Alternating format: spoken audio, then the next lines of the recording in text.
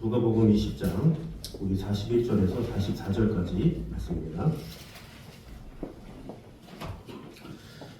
41절에서 44절 우리 교독하도록 하겠습니다. 예수께서 그들에게 이르시되 사람들이 어찌하여 그리스도를 다윗의 자손이라 하느냐.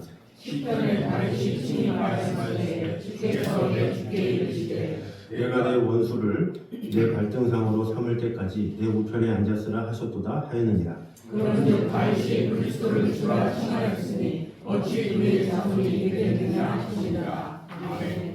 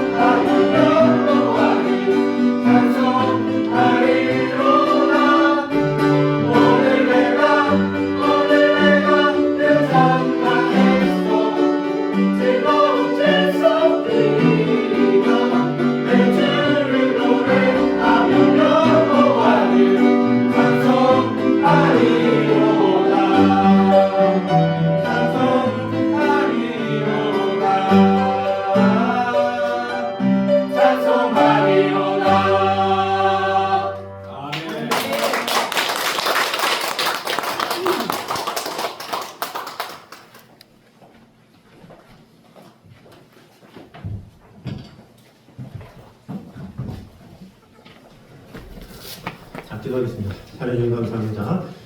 하나님 오늘도 함께 하시는 하나님의 은혜가 가득 임하는 시간 되게 하여 주셔서 오늘도 하나님의 말씀으로 우리를 세워주시고 하나님의 뜻 가운데 거하는 귀한 시간 될 수 있도록 주님 언제나 함께 하여 주시옵소서. 하나님의 인자와 사랑 안에 온전히 거하기 원하고 예수님의 이름으로 기도드립니다. 아멘.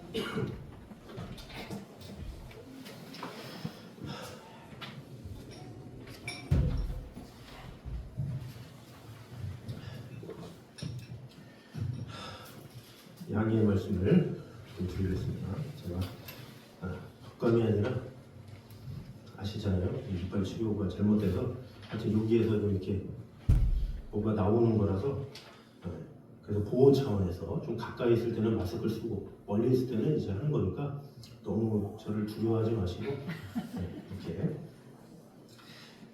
해주시면 감사하겠습니다. 오늘 지휘자 선생님이 어깨가 안 좋으셔서 이렇게 담석이 들어가셨는지 팔을 올리지도 못하는 상황이라 양해를 구하셨습니다. 우리 지휘자 선생님을 위해서 또 기도해 주시면 감사하겠습니다. 자, 교회 소식 전해드리도록 하겠습니다. 우리 예배 가운데 하나님과 동행하는 시간 되면 좋겠습니다. 또 멀리 사시기 때문에 우리가 음성으로 듣는 분들도 계시잖아요. 그래서 음성으로 들으시면서 같이 은혜를 받고 하나님의 은혜 가운데 거하면 좋겠습니다. 이번 주 교회 앞 전도가 22일 오후 1시 반에 있습니다. 그리고 목장 모임 후에 전도지 작업이 있습니다. 우리가 전도를 이렇게 하다 보니까 사실 이 앞에 있는 다른 교회들도 사실 이렇게 전도지 나눠주는 정도는 다 하잖아요. 그래서 좀 필요가 생긴 게 뭐냐면 전도지만 나눠주는 것보다 교육을 좀 체계적으로 하면 좋겠다라는 이야기도 있고 또 저 스스로도 그렇게 생각을 해서 주기적으로 어떤 전도 교육도 하고 또 영혼에 대한 상황을 서로 전도팀끼리 나누면서 같이 중보하면 좋겠다 이렇게 마음이 생겼습니다. 그래서 시간이 좀 정해지면 이왕이면 뭐 주일날 오후 예배 끝나거나 이렇게 해서 구체적으로 전도에 대한 교육도 하고 실질적으로 나가서 복음 계시도 하고 이렇게 좀 체계적으로 한번 기도 가운데 하면 좋겠습니다. 그래서 같이 기도해 주셔서 주님의 사랑을 전하는 것이 주님의 명령임을 우리가 다 알기 때문에 이왕 순종할 것 그저 전도지 주는 것으로 끝나지 말고 좀 구체적으로 훈련해서 잘 될 수 있도록 또 우리 교회가 더욱더 하나님의 뜨거운 사명을 잘 감당하는 교회가 될 수 있도록 같이 협력해 주시면 감사하겠습니다. 그리고 이번 주 화요일 날 돌아오는 화요일이죠. 인천 복로회가 있습니다. 그래서 월요일 날 제가 이제 선거관리위원회라 선거제 설치도 하고 뭐도 하고 해서 월요일, 화요일 이렇게 요일로 가게 되고 또 목요일도 또 교육부일로 또 가게 됩니다. 잠깐이니까 기도해 주시고 협력해 주시면 감사하겠습니다. 또 우리 감자성 뒤에 의자가 있잖아요. 그리고 저기 다목 그 도서관에 들어가면 테이블도 있고 또 목양실에 또 의자가 부러져서 어떡하나 했는데 구순희 권사님께서 섬겨주셨습니다. 감사합니다. 자, 오늘은 예수님은 다윗의 자손인가, 다윗의 주이신가라는 제목으로 은혜를 나누도록 하겠습니다. 우리 옆 사람과 한번 인사하도록 하겠습니다. 우리 주님은 우리 인생의 주인이십니다. 시작. 우리 주님은 우리 인생의 주인이십니다. 아멘. 자, 사실 이 본문은 좀 난해한 구절입니다. 뭐 항상 난해하다 그러지만 정말로 난해해요. 난해하기 때문에 저 자신도 성경을 보다가도 이게 무슨 말이야 이렇게 한번 생각해봤던 구절이기도 합니다. 자, 그래서 여기서 예수님은 이 본문에서 매우 중요한 질문을 던지고 있습니다. 사실 사람들은 당연하게 예수님은 다윗의 자손이다 이렇게 말하죠. 그러나 예수님은 그 당연함을 뒤집고 있습니다. 다윗이 성령에 감동되어서 그리스도를 내 주라고 불렀다면 단순히 예수님이 그의 자손일 수 있느냐라는 것이죠. 그래서 지금 이 예수님이 하신 질문은 단순한 진식의 문제가 아니라 우리 신앙의 중심을 흔드는 문제일 수가 있습니다. 그래서 이 본문을 통해서 우리에게 주시는 교훈을 보도록 하겠습니다. 우리는 예수님을 누구로 알고 있는가? 그것에 대한 질문은 늘 있어야 되겠죠. 예수님이 마태복음 16장에 너희는 나를 누구로 하느냐 이렇게 질문을 하셨죠. 그런 것처럼 제자들에게도 물어봤던 것처럼 오늘날 우리에게도 질문하십니다. 그럴 때 우리는 주님을 누구라고 대답하느냐 생각을 해볼 필요가 있죠. 그래서 오늘은 그 본문에 대한 내용입니다. 우리 첫 번째입니다. 시작. 다윗은 하나님을 주로 모신 사람이었다라는 것입니다. 자, 사실 이 다윗은 이스라엘 민족들이 배우고 싶은 또 존경하는 그런 사람이죠. 그가 왜 존경스럽냐? 그는 항상 하나님 앞에 서는 사람이었기 때문에 그렇죠. 전쟁에서 굳이 많이 이겼다고 능력이 많다고 존경하지 않아요. 우리가 보통 사람들을 존경할 때 누굴 존경합니까? 잘하는 사람 존경합니까? 잘하는 사람은 오래 못 가요. 실력이 있다고 해서 존중받지 못해요. 이것은 잘하네 칭송은 받을 수 있을지 모르지만 그를 더 복되게 하는 것은 그의 인격이죠. 인품 또 그의 성품 그것 가운데 얼마나 그의 중심이 바로 서 있느냐 그것을 가지고 사람들이 존경을 하지 어떤 실력 가지고 경력 가지고 그러지는 않는다라는 거죠. 다윗도 왕이었죠. 왕이었기 때문에 백성들이 존경하겠지 그렇지만 그렇지 않아요. 다윗이 왕이었기 때문에 사람들이 존경하는 것이 아니라 지금 이스라엘 사람들이 지금도 존경하면서 그 이스라엘 국기에 다윗의 별이 있잖아요. 삼각형, 위로 삼각형, 아래 삼각형. 그게 다윗의 별이거든요. 그게 바로 다윗을 존경합니다라는 뜻이에요. 우리는 다윗의 국가입니다. 이런 뜻이거든요. 근데 왜 그들이 다윗을 존경하느냐? 늘 하나님 앞에 서 있는 사람이었기 때문에 그렇다라는 거죠. 승리의 자리에서도 하나님을 찬양했고 실패의 자리에서도 하나님을 찬양했고 매사에 하나님을 찬양한 것이 바로 다윗입니다. 그래서 우리가 이전에 한 번에 예화를 한번 드린 적 있죠. 수리형 인생이 있고 정비형 인생이 있다 이렇게 말을 했습니다. 우리가 자동차가 어때요? 자동차가 장고장이 나고 막 그러잖아요. 시간이 흐르면 고장 날 수밖에 없어요. 그런데 이 수리형 인생은 어떤 사람이냐? 어차피 고장 날 거 그러면서 그냥 타요. 점검도 제대로 안 하고 그냥 타죠. 그래서 심해질 때까지 놔뒀다가 나중에 맡겼더니 수리비가 100만 원, 200만 원 천문학적으로 나오는 게 바로 수리형이죠. 근데 정비형으로 한 사람이 있어요. 이 사람은 자동차를 사랑하는 것도 좋겠지만 가족들을 사랑하고 뭔가 이렇게 미래를 항상 생각하는 사람이죠. 그래서 항상 정비를 해요. 기름이 잘 무슨 엔진 오일이 잘 차 있는지 또 다른 이상이 없는지 이렇게 항상 점검하면서 지내죠. 이런 사람들은 평소에 점검을 하기 때문에 그렇게 큰 고장도 나지 않죠. 이런 사람을 정비를 잘한다 이렇게 말하는데 우리 인생도 마찬가지예요. 우리 인생이 정비형 인생인 사람이 있어요. 항상 하나님께 돌아보고 자신의 삶을 하나님께 맡기고 매사에 기도하면서 하나님의 뜻 가운데 거하는 사람. 이런 사람들은 항상 하나님을 바라보기 때문에 어떤 일이 있어도 요동하지 않죠. 그런데 이 수리형 인생이 있어요. 수리형 인생은 뭐냐? 평소에 하나님을 찾지도 않고 예배도 안 드리고 뭔가 하나님과 정반대로 살다가 위험에 처하고 어떻게 큰 고난이 오면 그제서야 주여 이제 왔습니다 하면서 엎드리는 경우가 있어요.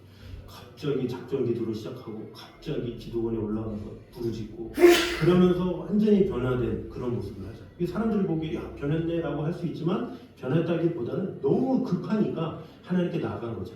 그러다가 해결이 되면 어떻게 돼요?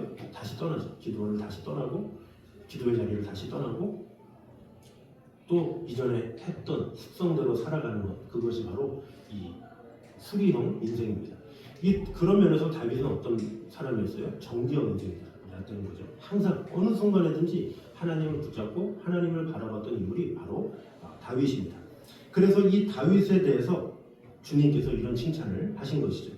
사도행전 13장입니다. 같이 한번 읽겠습니다. 시작. 다윗의 왕으로서 주시고 전하여 이르시되 내가 이새의 아들 다윗을 만나니 내가 왕이 만난 사람이라 내 뜻을 다 이루라 하시더니 아멘. 자, 내가 이새의 아들 다윗을 만나니 내 마음에 맞는 사람이다. 내 마음에 맞는 사람이라고 해서 다윗이 죄를 안 저질렀습니까? 아니죠. 우리가 사무엘하를 보면 우리 수요예배 때 강의하러 하지만 이 다윗은 이 사무엘하 뒷부분에 극단적으로 나오거든요. 이 사람이 얼마나 악을 저지르는지 간음도 하고 또 인구조사도 하고 뭐 말할 수 없는 큰 죄를 저질러요.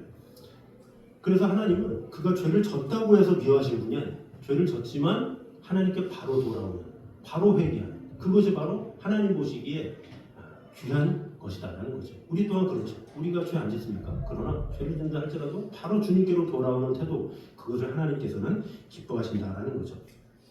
고대 근동의 왕들은 자신을 신격화하거나 절대 권력자로 세우는 경우가 많이 있습니다. 그래서 이 모세 시대에 그 애굽도 어때요? 애굽의 왕은 바로 왕이잖아요. 그 바로는 그냥 그 당시 때 왕으로서 불리던 호칭이에요.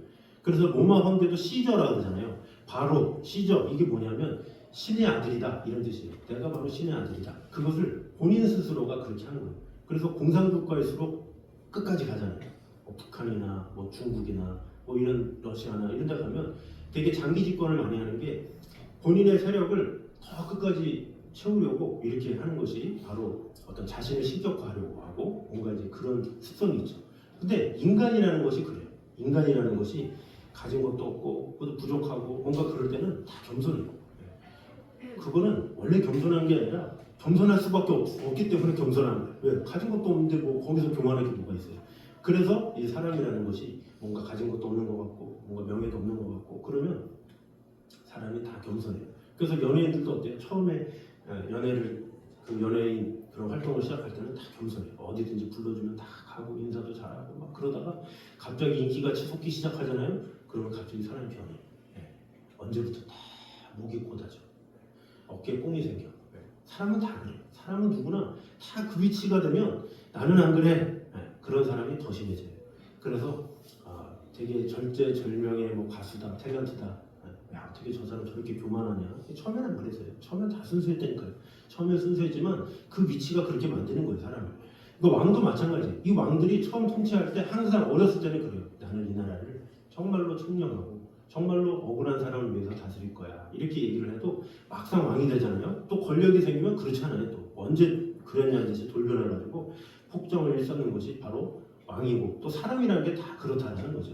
그런 연약함을 가진 게 사람인 거예요. 이 자리에 있는 분 안 계십니까? 안 그렇겠습니까? 저도 마찬가지겠죠. 자주 마찬가지겠죠. 어떤 권력이 생기고 뭔가 힘이 생기고 내가 지시만 하면 모두가 다 움직인다? 그러면 사람이라는 게 우쭐해지는 거예요.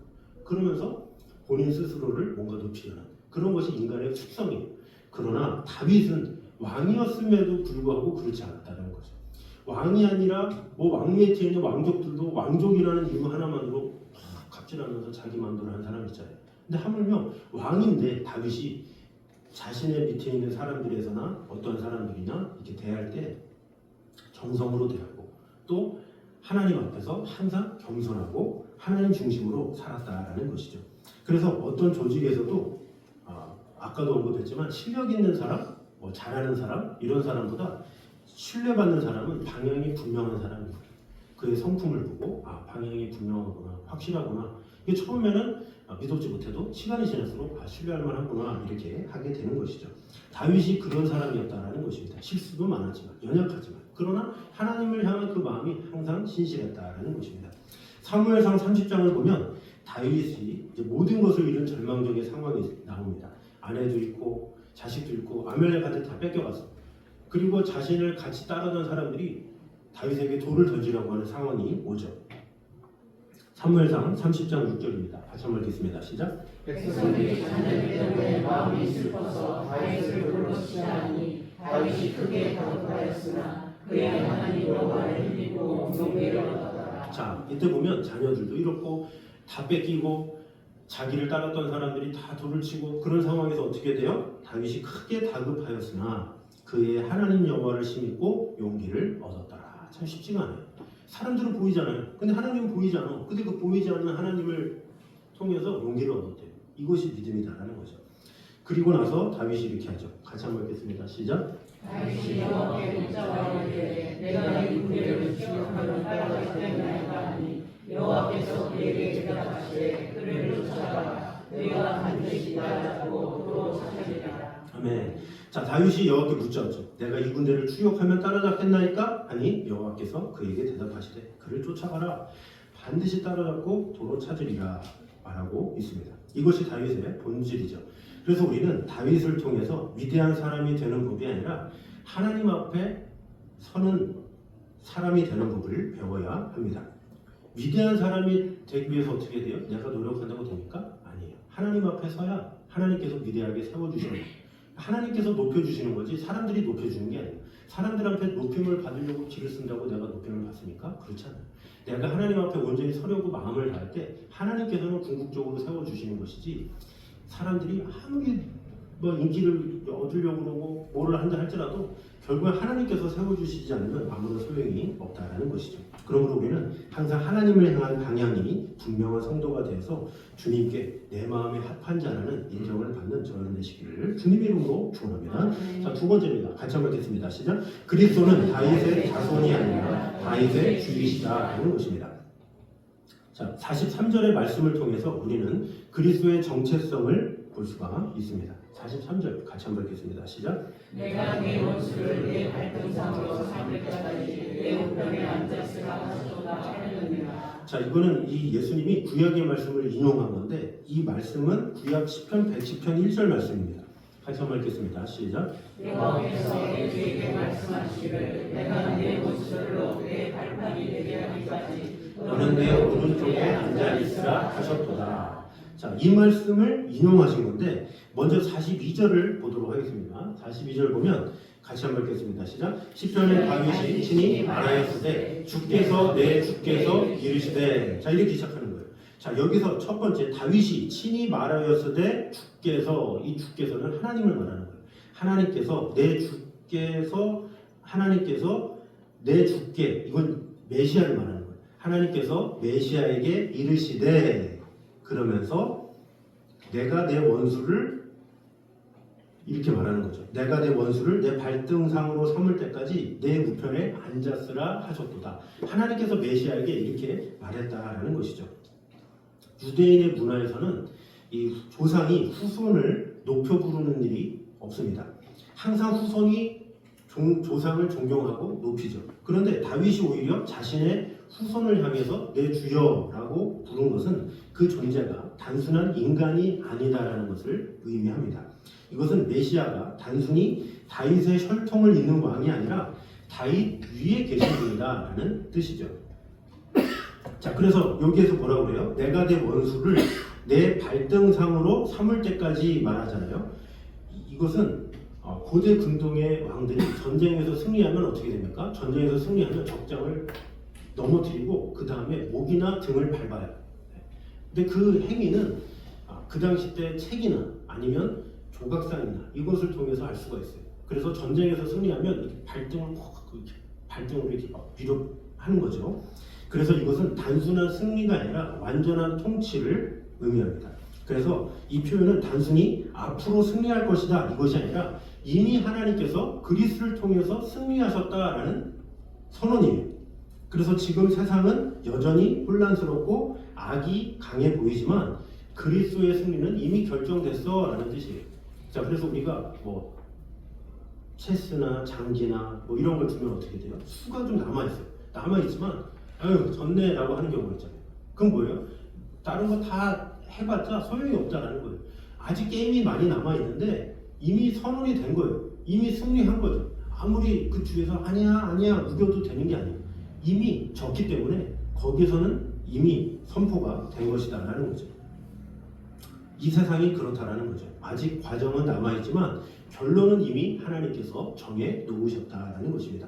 자, 고린도전서 15장 보겠습니다. 같이 한번 읽겠습니다. 시작. 그가 모든 원수를 그 아래 둘 때까지 반드시 왕노릇 하시니. 자, 예수님께서 모든 원수를 발 아래 둘 때까지 왕노릇 하신다라는 것이죠.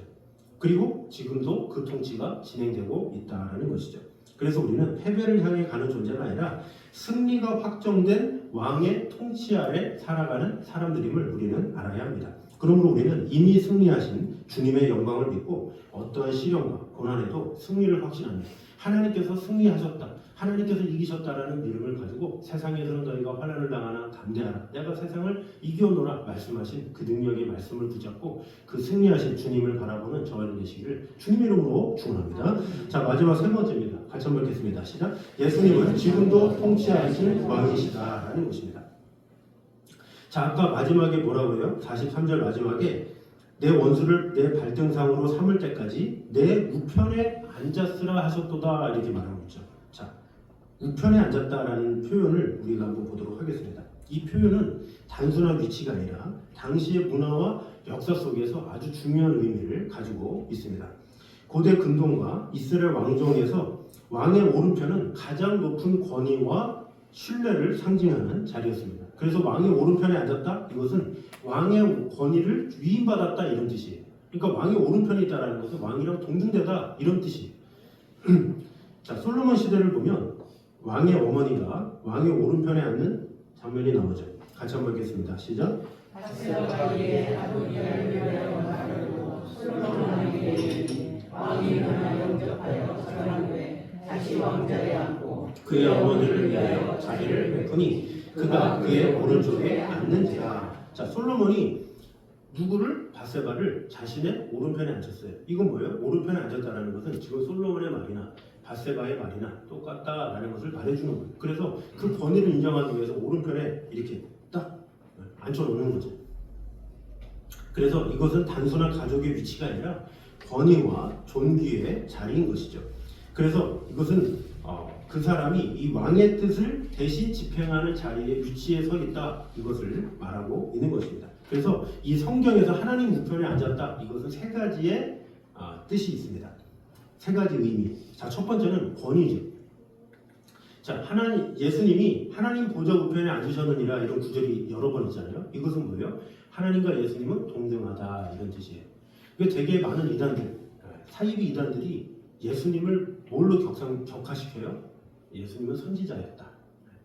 뭐 하나님의 아들이라고 그렇다지만 하나님격은 아니다.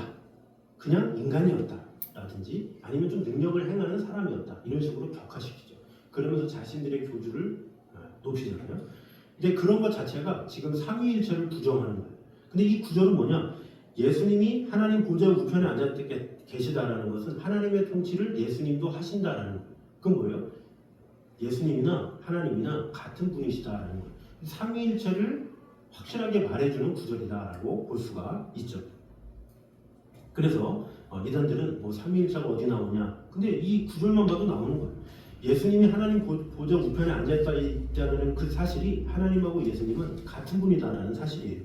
자, 두 번째는 영광이죠. 하나님 우편에 앉아있다라는 사실은 영광을 얻었다라는 사실이에요. 자, 예수님은 십자가에 달려 돌아가셨죠. 이 십자가에 누가 달려 돌아가요? 죽어요? 그 당시 때 가장 사형수, 가장 악한 사람만 십자가에 달려 죽어요. 그러면 가장 최악의, 최하의 자리에 거한 게 예수님이죠. 그런데 그분이 하나님 우편으로 앉아져요? 뭐예요? 그만한 영광이 있어요. 그 영광을 얻는 게 가장 말단 직원에서 갑자기 높은 자리에 이르렀다? 이것만큼 영광이 있습니까? 우리가 뭐 드라마나 영화나 이런 데 보면 막 무시받던 말단 직원이 알고 보니까 뭐 사장님 아들이었고 막 이런 거 있잖아요. 막 반전이네 막 그러면서 와 영광 얻었다 이렇게 되잖아요. 예, 그런 것처럼 예수님이 완전히 극악무도한 사형수들만 달리는 십자가였는데 하나님께서 그를 높여서 우편에 앉혀주셨다는 거예요. 영광을 얻게 하셨다는 것이죠. 마지막으로 세 번째는 통치입니다. 통치를 의미한다는 거죠. 자, 보좌 우편에 앉아있다라는 사실이 참 중요해요. 보좌 우편에 서 있다랑 앉아있다랑은 달라요. 앉아있다라는 그 사실은 일이 끝났다라는 거예요. 이미 다 끝났을 때 앉는 거예요. 우리가 일할 때는 어떻게 돼요? 서서 일하죠. 그러나 일이 다 끝나면 앉아있는 거죠. 자, 시브리서를 보면 제사장이 서서 제사를 드렸다고 해요. 왜? 계속 제사를 드려야 되기 때문에. 그러나 예수님은 그럴 필요가 없으시죠. 시브리서 10장 10절입니다. 같이 한번 읽겠습니다. 시작. 예수 그리스도의 몸을 단번에 드시고 완전하여 우리가 아멘. 예수 그리스도의 몸을 단번에 들이심으로 말미암아. 제사장은 제사 드릴 때마다 매일 서가지고 제사를 드려야 돼. 왜? 제사는 또 드려야 되니까.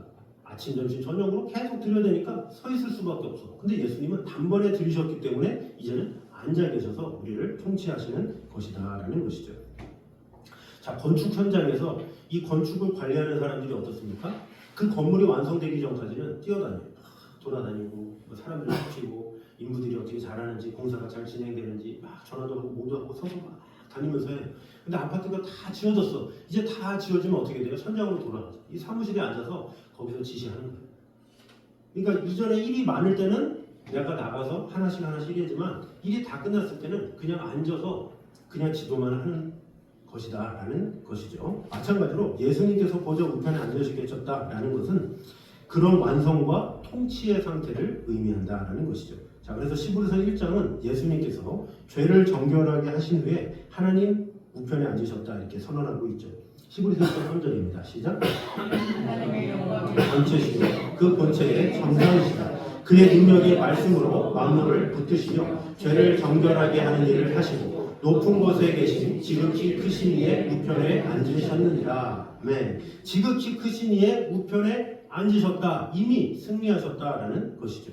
그래서 이것은 십자가가 실패가 아니라 완전한 승리였다 이렇게 말을 하고 있죠. 그래서 하나님의 교회가 뭐라고 해요? 예수님께서 다 이루지 못한 것을 안상님이 이루셨다 이렇게 말하잖아요. 그 예수님의 완성을 부인하는 거예요. 그러니까 이단인 거죠.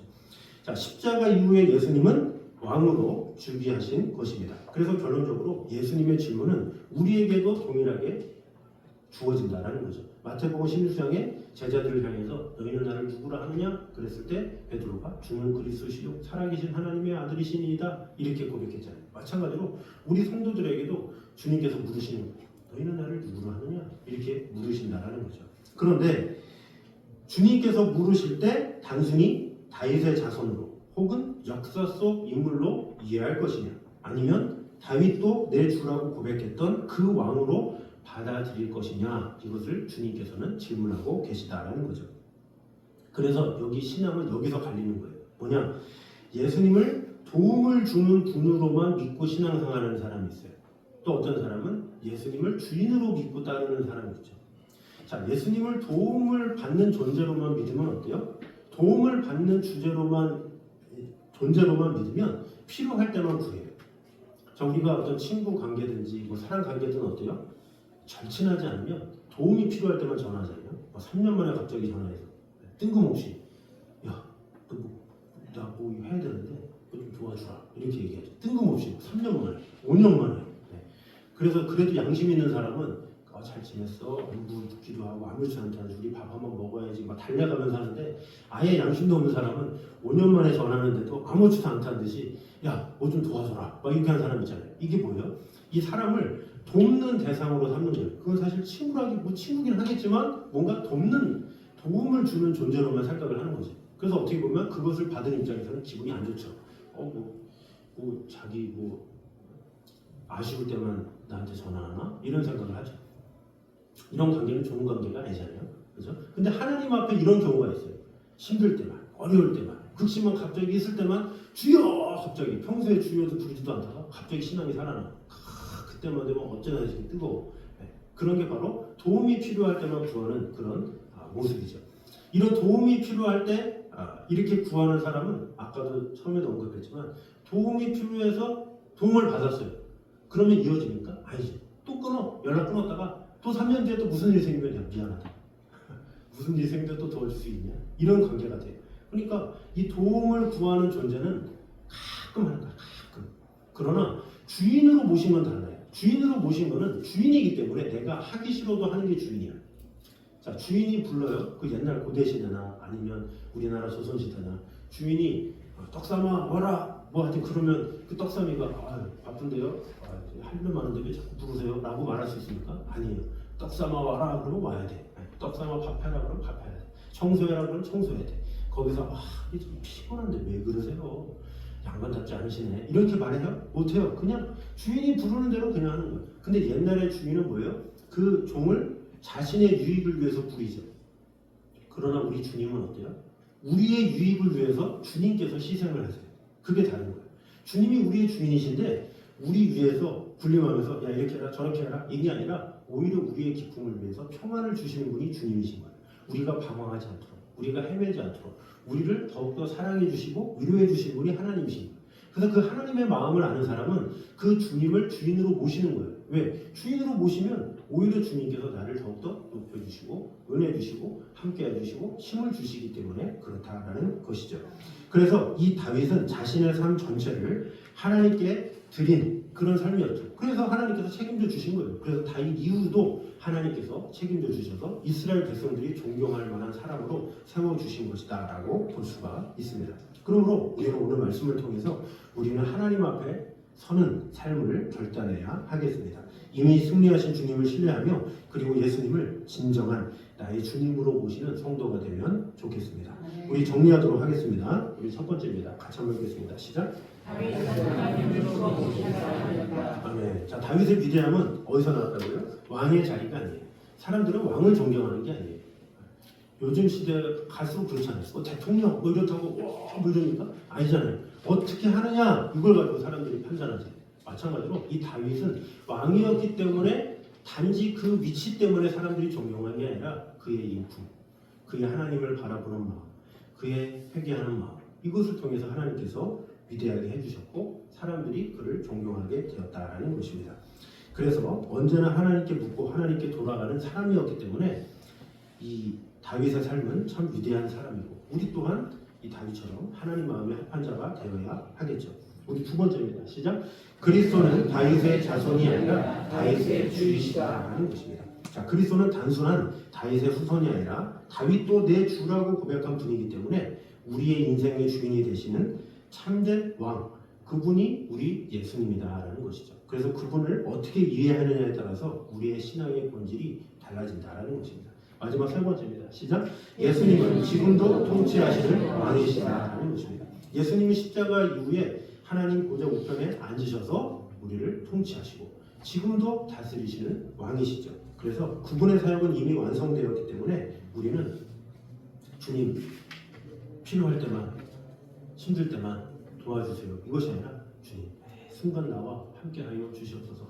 나의 어떤 상황에도 나의 모든 필요를 채워주세요 라고 하면서 주님께 맡기는, 그래서 주님께 통치권을 드리면 하나님께서 우리에게 가장 좋은 것으로 가장 아름다운 것으로 세워주시고 지켜주실 줄 믿습니다. 그래서 이 시간에 같이 고백할 때 주님 다시 오실 때까지 내가 주님의 뜻 가운데 거하기 원합니다. 비록 좁은 길이라 할지라도 좁은 문이라 할지라도 주님 십자가를 지고 주님의 뜻 가운데 순종하길 원합니다. 그런 마음으로 우리 결단의 찬양 같이 찬양하도록 하겠습니다.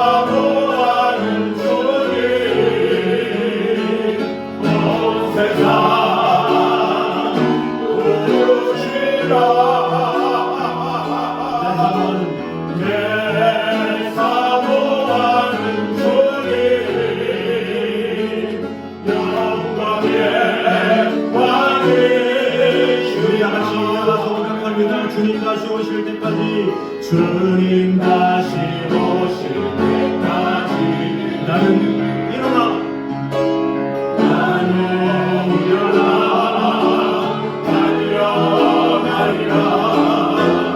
주의 영광 온 땅도 불매. 나는 일어나, 나는 일어나 노래하리. 사모하는 주님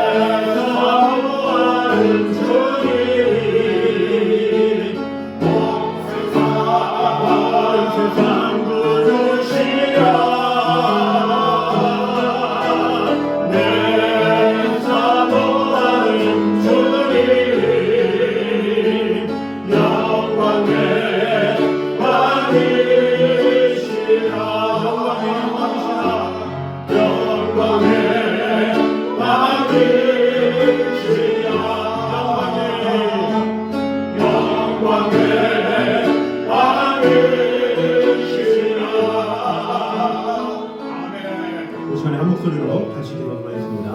우리 같이 기도할 때 먼저 첫 번째로 기도할 것은 다윗처럼 하나님을 주로 모시며 어떠한 상황에서도 하나님께 묻고 하나님께 오직 하나님만을 신뢰하는 삶을 살게 하여 주시옵소서 기도했으면 좋겠습니다. 두 번째로 예수님을 단순한 도움이 아니라 내 삶의 참된 주인으로 인정하고 온전히 순종하는 믿음을 주시옵소서 기도했으면 좋겠습니다. 마지막으로 지금도 통치하시는 주님을 신뢰하면서 모든 상황 속에서 믿음으로 맡기고 살아가게 하여 주시옵소서. 이 시간에 한 목소리로 같이 기도하겠습니다. 기도하겠습니다.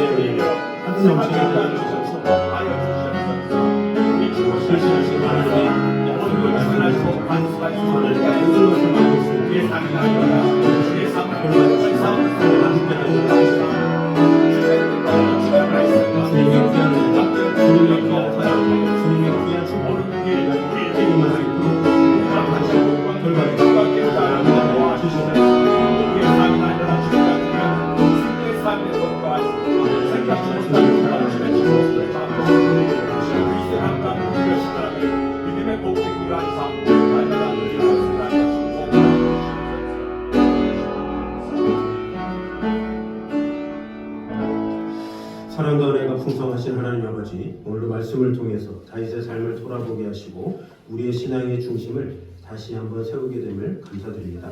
우리는 종종 내 생각과 판단을 앞세우며 살아왔고 하나님께 묻기보다 내 길을 먼저 선택할 때가 많았음을 고백합니다.